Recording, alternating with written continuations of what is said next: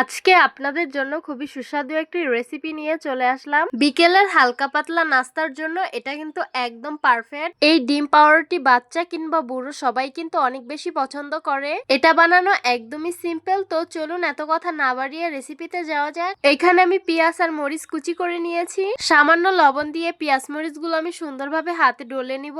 আপনারা চাইলে এখানে ধনিয়া পাতা কুচি দিতে পারেন, আমার ছিল না তাই দেইনি। এখন একটা চামচ দিয়ে এটাকে সুন্দরভাবে ব্রেটার বানিয়ে নিব। দেখতেই পাচ্ছেন আমি ডিমটাকে সুন্দরভাবে গুলিয়ে একটা ব্রেটার বানিয়ে নিয়েছি। এখন চুলার পর্বে চলে যাব। চুলায় একটা প্যান বসিয়ে দিয়েছি, সামান্য পরিমাণ সয়াবিন তেল দিয়ে দিব। গুলিয়ে রাখা ডিমের মিশ্রণটা পাউরুটির সঙ্গে খুব ভালোভাবে মেখে নিয়েছি। এখন তেলে একে একে ছেড়ে দিব। আর এটা ভাজার সময় কিন্তু একদম লো আঁচে ভাজতে হবে, না হলে এগুলো পুড়ে যাবে। তো এইভাবে আমি উল্টে পাল্টে ভেজে নিব। এক পাশ হয়ে গেছে, এখন উল্টে দিব। সবগুলো পাউরুটি ভাজা হয়ে গেছে, এখন একে একে উঠিয়ে নিব। বাস তৈরি হয়ে গেল ডিম টোস্ট বা স্যান্ডউইচ।